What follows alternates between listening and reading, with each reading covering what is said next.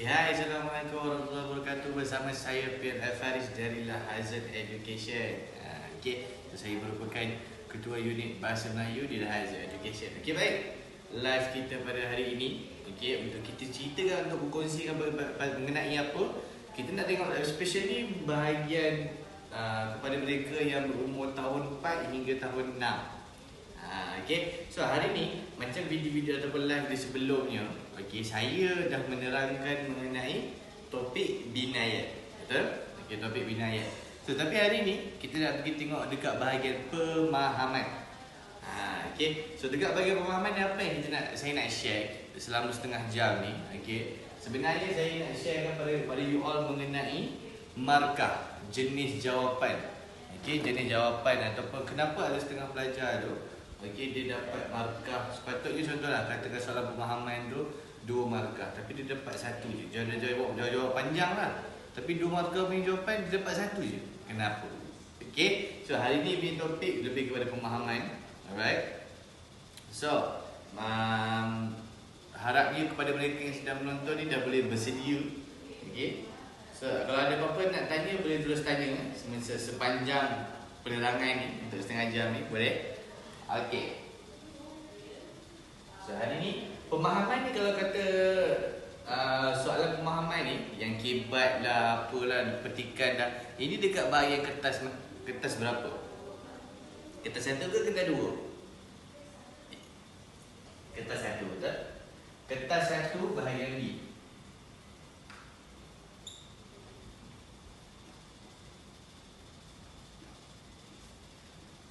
Kertas 1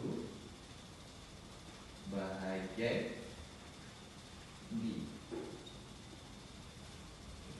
Kertas 1 bahagian B ni dia ada soalan pemahaman. Dia ada soalan pemahaman, dia ada kebat sekali dekat situ. So macam kita tahu kertas 1 bahagian B ni kertas 1 bahagian B ni dia ada juga masuk topik penjodoh bilangan. Ada juga topik kata sendi. So banyak kat sini kata 1 bahagian B ni. Antaranya juga ada soalan pemahaman. Yang jenis dia bagi petikan. Petikan depan ni. And then kalau tak bagi petikan pun dia bagi iklan. Tengok macam mana dia test, tapi dia memang akan bagi bahan rangsangan lah. So dekat sini ada satu soalan, 1 markah. Pada soalan lagi 2 markah. So kita sekarang nak tahu macam mana jawapan yang sepatutnya kita jawab ikut markah yang dibagi. Kadang-kadang orang jawab 1 markah tu macam jawapan 4 markah. Dia tak salah kat situ, cumanya merugikan masa. Sebelum kita go untuk tengok bahagian macam mana struktur jawapan tu, macam mana pelajar menjawab soalan tu. Kita sebelum tu kita tengok dulu tips untuk soalan pemahaman berpetikan. So bila kita dapat petikan dengan soalan, selalunya pelajar dia akan baca petikan terlebih dahulu. Selalunya pelajar dia akan baca petikan terlebih dahulu. Tapi sebenarnya pelajar sepatutnya bukan baca petikan terlebih dahulu. Untuk menjimatkan masa ataupun nak bagi masa tu ngam-ngam efisien, pelajar sebenarnya kena baca soalan terlebih dahulu. So bila baca soalan terlebih dahulu tu, tak kena jawab ke? Kita bukannya tahu jawapan dia apa. Tak perlu. Baca soalan tu bukan untuk menjawab. Baca soalan tu hanya untuk tahu apakah soalan yang ditanya.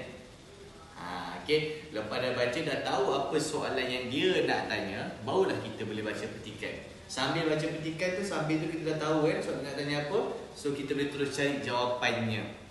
Macam itu. So berbeza dengan kalau kamu baca petikan terlebih dahulu, lepas tu baru cari jawapan kat bawah. And then bila baca soalan kat bawah tu, kamu dah lupa dah.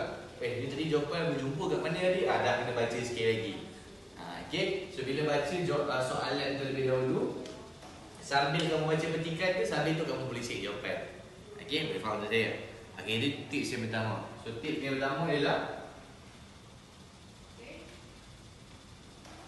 tips Tips yang pertama ialah jangan baca petikan terlebih dahulu.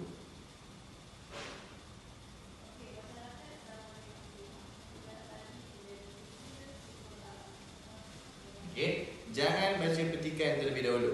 Alright, so tips sebenarnya ialah baca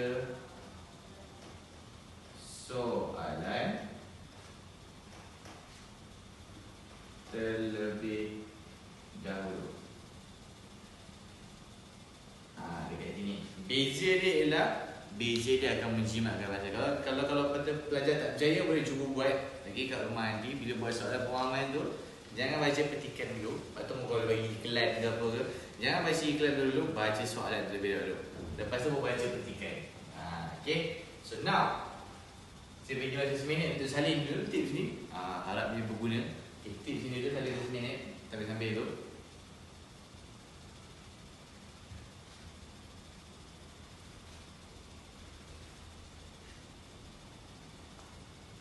So jangan baca petikan terlebih dahulu, baca soalan terlebih dahulu. Betul. Ini menjimatkan masa. Sebab kita dalam exam nanti kita akan rushing dengan time. Sebab kita ada masa. Kita exam dah sampai 2 hari. Betul tak? Okay. So kat sini kita tahulah macam mana nak menjimatkan masa. Kadang-kadang petikan dia bagi tu panjang. Tapi ada juga petikan yang dia bagi tu pendek saja. Okay. So jom kita continue.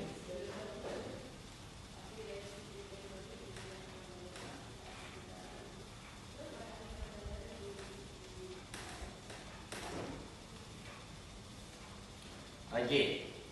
Sekarang ni kita nak pergi tengok keyword-keyword yang ada dekat dalam soalan pemahaman. Okay. Keyword-keywordnya ialah, ni yang pertama, biasa kita jumpa. Dia kata menyatakan. Ini yang pertama. Yang kedua dia ada apa? Jelaskan. Okay. So ada 2 jenis, nyatakan dengan jelaskan. Okey, kalau kata kamu jumpa soalan dia kata starting ni nyatakan, and then markahnya 2 markah.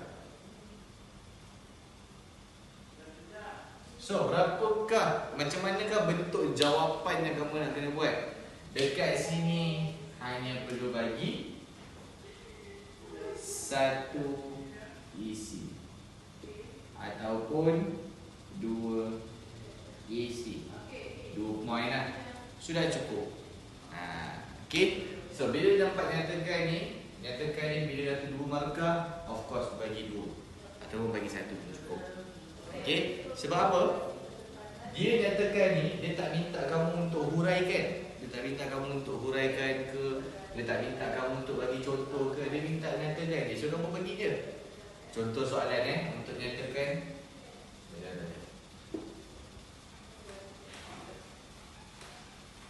Contoh nyatakan.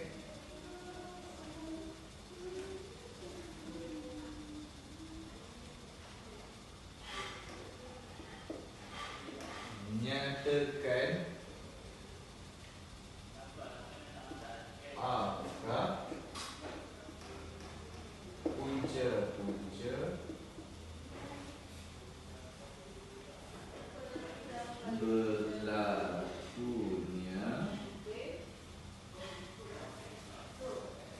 pencemaran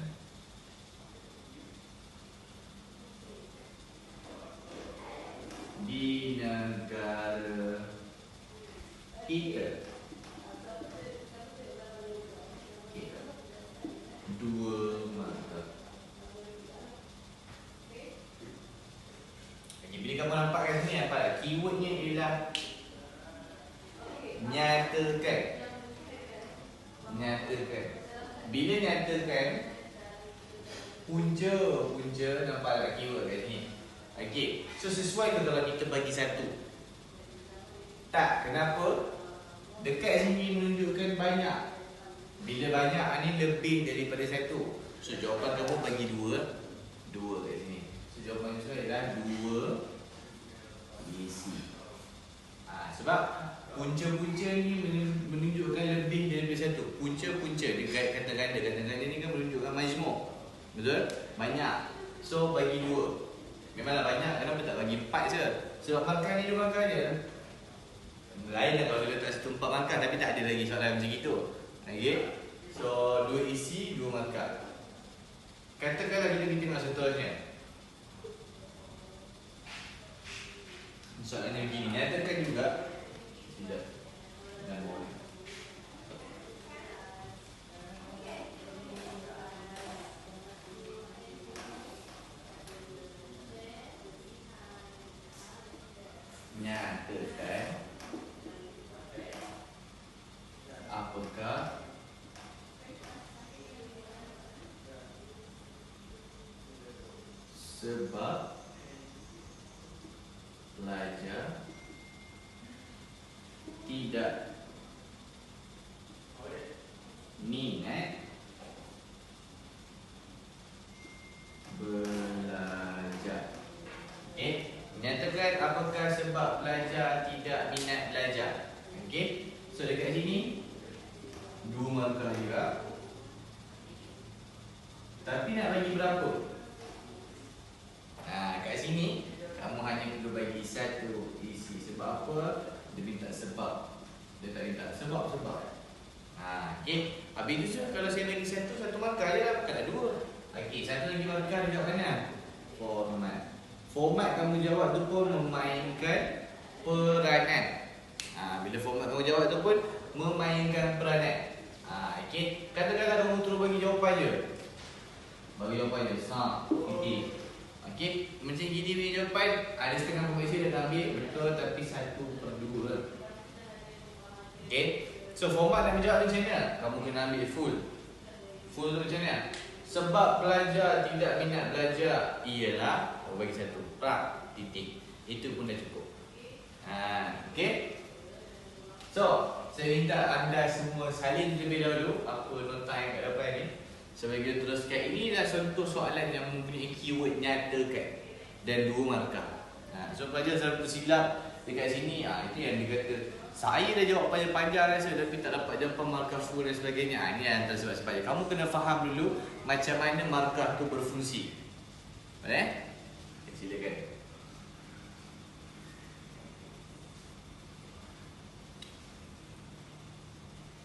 Ramai yang tak dapat markah full ataupun ramai yang tak dapat, kita panggil apa? Markah yang sepatutnya 2 dapat 1, ada yang kosong. Sebab mereka tak faham soalan tu nak apa sebenarnya. Itu saja. Okey. Kita sudah? Jom kita sambung.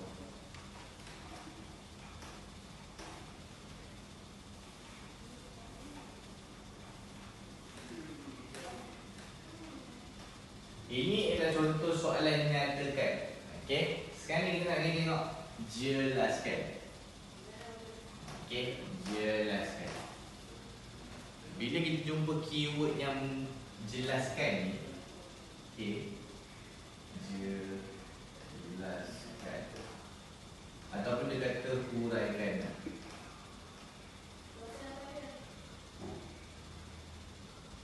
Huraikan. And then markahnya 3 markah.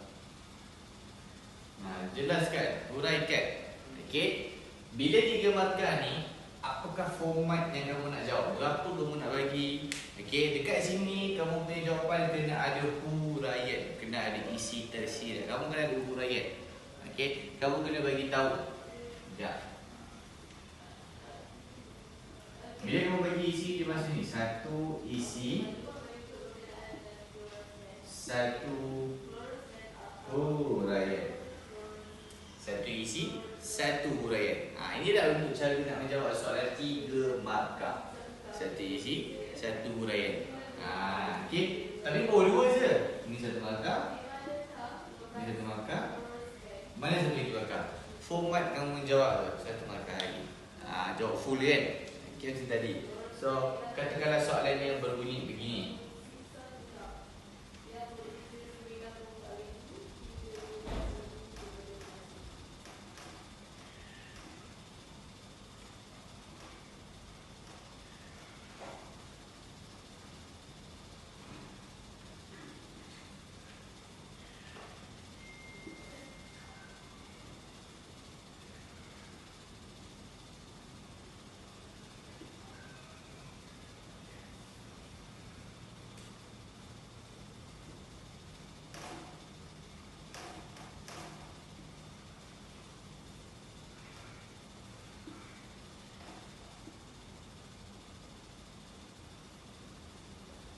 Okey.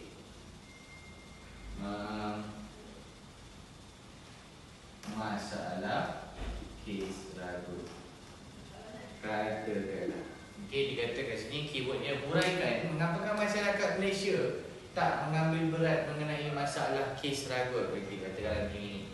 Okey. So, kita nampak keywordnya adalah huraikan. So, bila dia minta huraikan, kalau kamu bagi isi saja, dia tak menjawab soalan. Sebab itu kadang-kadang markah tu sepatutnya markah dia 3. Kadang-kadang kamu dapat 1, kadang-kadang kamu dapat 2 je. Sebab apa? Tak ada huraian. Okey, macam mana kita nak tahu ataupun macam mana kita nak buat huraian? Okey, idea huraian tu mungkin kamu tahu, tapi macam mana nak masukkan idea tu juga dalam jawapan kamu? Okey, untuk huraian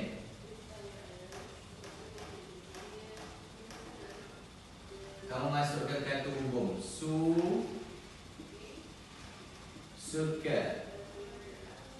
Okey, suka. S tu untuk apa? S tu untuk supaya. U tu untuk apa?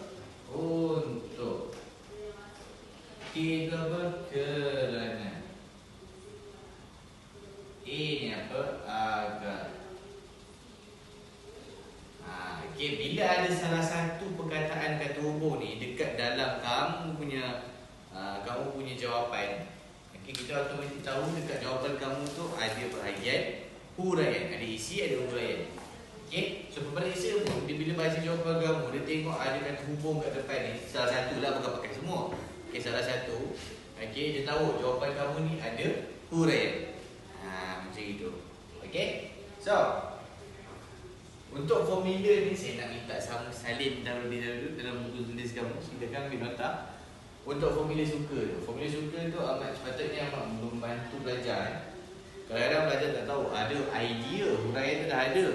Okey, tapi macam mana nak tulislah, macam mana nak masukkan? Sebelum masuk ke huraian, letak dia dulu. Dah habis bagi isi, kita tengok. Lepas bagi isi, letakkan hubung, kena bagi huraian. Tapi tak apa, salin terlebih dahulu.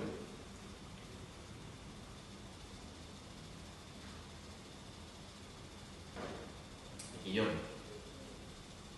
Ini masih lagi jenis soalan yang masih jawapan tu ada dalam petikan ataupun dia bagi, masih ada lagi.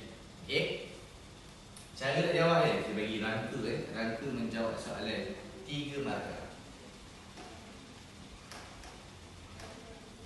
Ini rangka.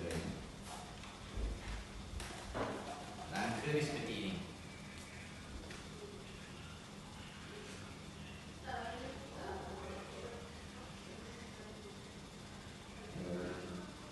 Katakanlah soalannya begini. Soalan terlebih dahulu.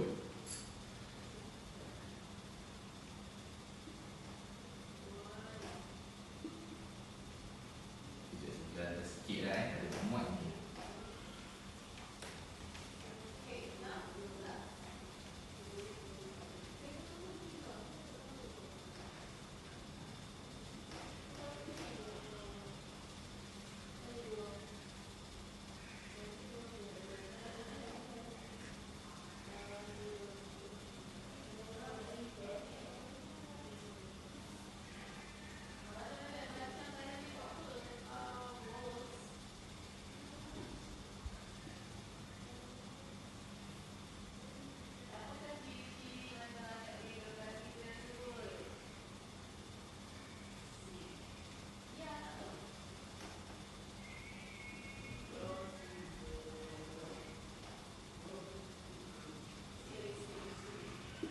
Okey, dia kata jelaskan mengapakah masalah konten sekolah semakin meningkat. Dia tanya kamu. Okey, dia punya keyword kita jumpa, dia minta jelaskan, and then markahnya 3 markah, 3M. Okey, format ataupun bentuk rangka kamu menjawab soalan ni begini. Okey.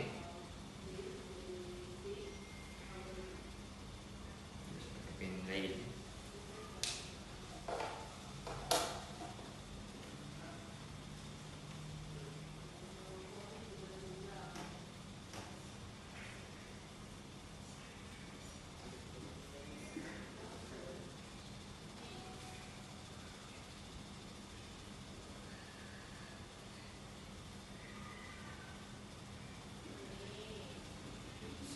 semakin meningkat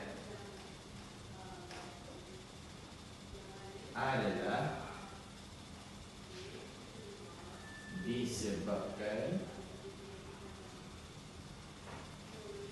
oleh okey, kamu masukkan isi kamu pertama, kamu bagi 8. Kenapa kamu rasa masalah konten tu meningkat? Lepas tu, lepas dah lagi ni, kamu ada dua cara untuk buat huraian. Sama ada kamu masukkan kerana apa semua tu, ataupun kamu guna penanda wacana begini. Hal ini dikatakan demikian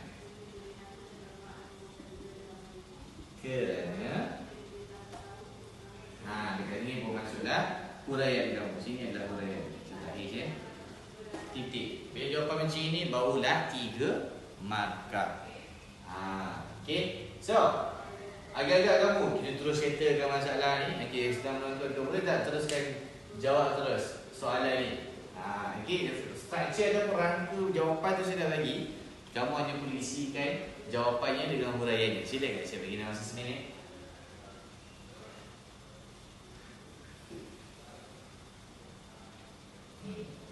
Ramai pelajar yang tak tahu lagi ataupun masih lagi tidak menguasai cara nak menjawab. Okey, cara nak menjawab soalan pemahaman ni. Okey, kalau kata di Lahazul Education, bahagian pemahaman ni kami ada cover dekat bahagian bengkel anak bijak fikir, which is dekat situ saya jelaskan kepada pelajar mengenai isu pemahaman saja. Especially bahagian B lah, kertas 1 bahagian B. Okey. Macam mana kan? Tahu ke kenapa konten sekolah semakin meningkat? Kamu boleh libatkan ramai orang. Antaranya kamu boleh libatkan kenapa konten sekolah ni berlaku disebabkan pelajar itu sendiri. Okay, kalau kata pelajar itu sendiri, kenapa? Dia yang mencuba ataupun dia yang ingin tahu. Dia nak buat benda tu. Okay? Yang kedua, ibu bapa. Kamu boleh cakap pasal apa? Kenapa budak-budak tu konten sekolah ataupun ada golongan-golongan konten sekolah ni? Kerana ibu bapa mereka tidak mengambil berat pasal mereka.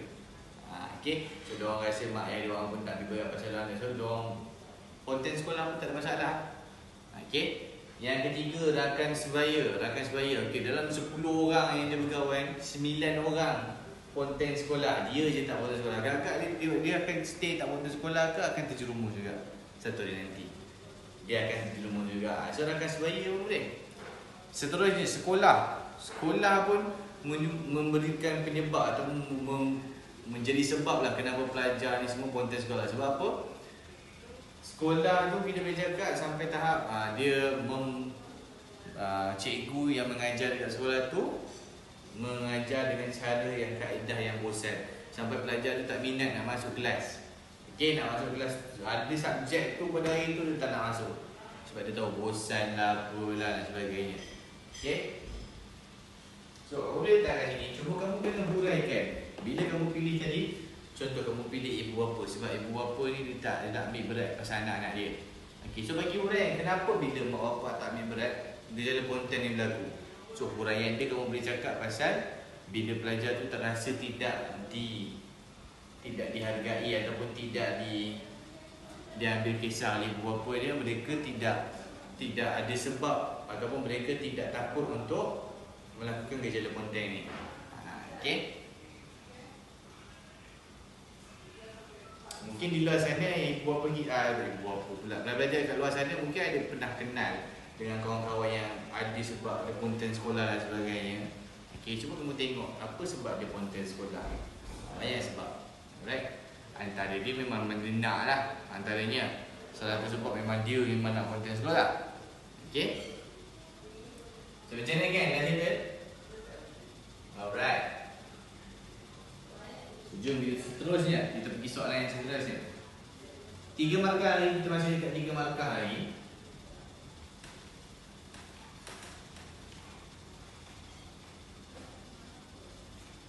Ya. So guys, yang mana sedang menonton ini kemahiran untuk jawab soalan pemahaman yang mak perlu dikuasai.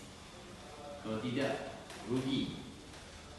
Idea ada, Okey, kamu ada idea, kamu ada jawapan. Cumanya cara kamu jawab tu menyebabkan kamu terdapat full mark. Itu jadi masalah tu.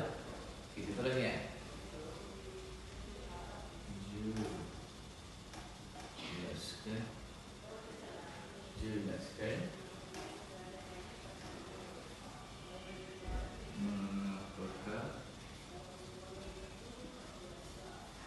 Jelaskan mengapakah?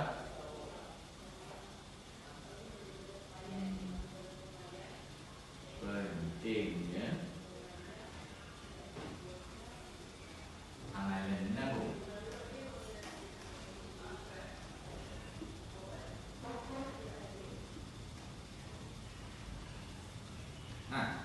Itu saja diminta 3 markah. Jelaskan mengapakah pentingnya amalan menabung 3 markah. Okey, format ST sama macam tadi guys. Okey, starting dengan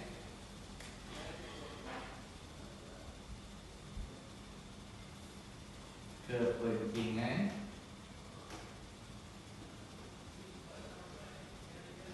amalan menabung ialah bagi yang pertama. Isi masukkan kat sini guys. Mungkin sedang menonton tu boleh terus jawab.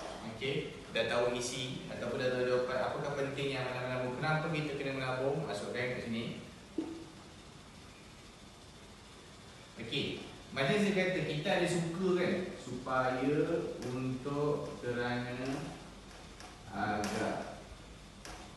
Supaya, untuk, kerana, dan agar.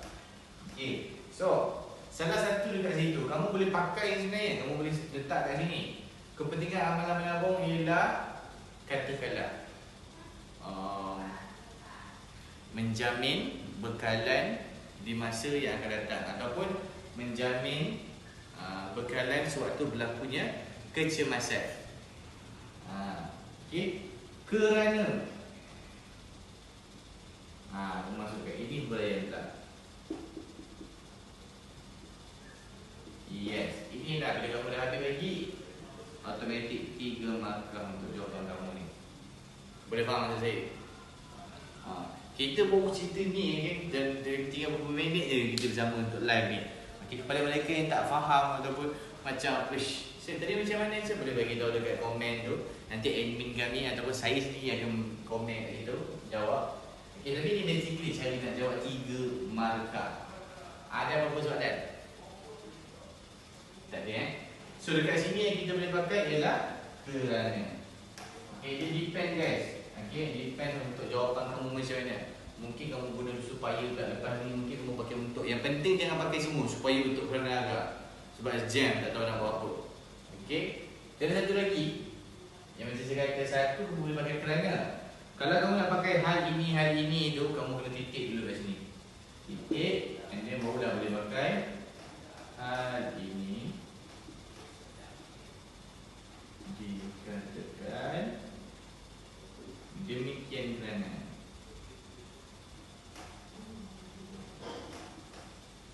Demikian kerana. Contoh. Okay, so ada 2 jenis cara kamu nak start dengan huraian. Kamu boleh buat macam-macam cara untuk masuk ke huraian. Sama ada kamu guna supaya, untuk, kerana, agak, ataupun kamu pakai hal ini. Boleh? Boleh. Alright. So guys, basically ini adalah perkongsian saya untuk live pada malam ni. Okay, so dekat sini kemahiran menjawab 2 markah, 1 markah. Okay, kalau dia minta nyatakan 1 markah ni jawapan dia nyatakan, kamu tak perlu ambil full Dia tu dia kata nyatakan punca-punca kemalangan jalan raya. Contoh, dia nak tahu sebab-sebab kemalangan jalan raya. Tapi 1 markah je. Nyatakan punca kemalangan jalan raya. 1 markah je. Okey, so kamu nak kena buat apa? Terus bagi jawapan. Tak payah nak ambil punca kemalangan jalan raya berlaku ialah, tak perlu. Okey, selanjutnya 1 markah ni dia akan tanya sama ada maksud perkataan. Okey, dia akan tanya maksud perkataan. Katakanlah dia bagi satu perkataan tu, contoh menggambleng. Menggambleng. Dia nak tahu kamu dia nak kamu bagi maksud perkataan tu. Satu markah aja jawapan macam itu. Boleh? Okay. So guys, praktiskan untuk 2 markah, praktiskan untuk 3 markah punya jawapan, 1 markah punya jawapan. Saya tak sempat nak ceritakan dekat bahagian kebat saya yang jadi 4 markah pula. Ada juga soalan kebat yang jadi 4 markah. So 4 markah ni cara jawabnya lain. Kita akan tengok live yang seterusnya. Okay, cuma saya nak beritahu sebelum kita end ataupun sebelum kita pergi, saya nak beritahu tentang kita akan mengadakan Camp Magnet A. Okay, kita akan mengadakan Camp Magnet A pada hujung bulan ni, 27 Mac, 27 Mac. Okay, dalam Camp Magnet ni untuk unit bahasa Melayu saya akan cover deeply, persiapkan kamu untuk kamu prepare ujian pertengahan tahun. Sebab ada setengah ramai lah yang bagi tahu kat saya feedback yang kata buka sekolah je saya nanti ada exam pertengahan tahun, ataupun lepas sekolah beberapa hari akan ada ujian pertengahan tahun. Okay, so untuk bagi kamu bersedia betul-betul ujian pertengahan tahun, kami ada Camp Magnet A. Okay, so dalam Camp Magnet A ni dinama pun camp kan. Okay, so untuk Camp Magnet A ni kami akan bawa lain sikit. Kepada mereka yang sudah menonton mungkin pernah join Camp Magnet A, kita dah buat lama, selama 3 tahun dah. Okay, so Camp Magnet A ni memang menarik, berbeza dengan bengkel-bengkel Lahaja Education yang lain. Okay, so kepada mereka yang nak tahu mengenai Camp Magnet A ni ataupun nak tahu deep mengenai Camp Magnet A, boleh hubungi kami terus ataupun boleh hubungi pihak Lahaja sendiri dekat FB ke, dekat Instagram ke, dekat YouTube, kami akan jawab. Cuma yang saya nak bagi satu task kat kamu semua, macam homework lah. Okay, kepada mereka yang hantar homework ni, tak kisahlah dia dah buat tu, dia nak hantar gambar tu dekat saya ke, dekat pihak Lahazun ke, nak bagi homework dia. Siapa yang hantar soalan saya nak bagi ni jadi, dia akan dapat special offer untuk Camp Magnet A. Tapi dengan saya nak hantar homework ni, okay, sekejap saya bagi. Apa homework ni? Topik masalah ni juga yang risau. Siapa yang hantar ni soalan ni, dia akan dapat special offer. Sekejap sebelum kita habis.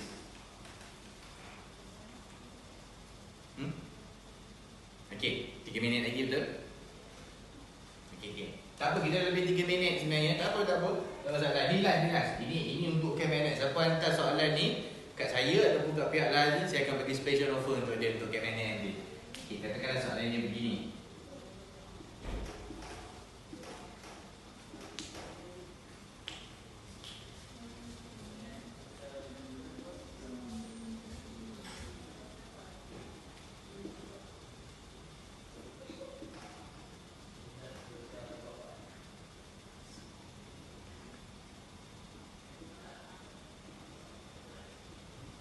Okey, soalan ni kalau katalah kamu hantar dekat saya akan bagi special offer untuk Camp Magnet A nanti. Okey, 3 markah untuk soalan ni, 3 markah. Okey, so guys, ini soalannya. Saya bagi masa untuk tengok dulu ataupun ambil gambar ke, salin ke. Pada mereka yang hantar soalan, jawapan mestilah yang betul. Okey, jawapan mestilah mengikut format 3 markah. Okey. Okay, so mereka mengapakah pelajar terlibat dengan dia jari dadah. Okay, soalan begini, 3 markah, hantar pada saya dan saya akan semak. Cara nak hantar tu, nanti saya akan tinggalkan nombor telefon, ataupun kamu boleh je PM terus Lahaja Education punya page kat Facebook tu, tekan message. Ni katanya hantar jawapan, katanya cakap situ. Ini adalah jawapan kerja rumah ataupun task daripada Safaris. Okay, jadi kami akan check. Alright, so itu saja sesi live pada hari ini. Okay, berkenai perkongsian bahagian B kita satu untuk pelajar tahun 4 hingga 6. Okay, dekat sini ialah amat memerlukan kemahiran dari segi teknikal. Sebab kita kena tengok keyword, kita kena tengok markah dan sebagainya. Okay, itu saja daripada saya. Assalamualaikum, bye bye, Pak Faris.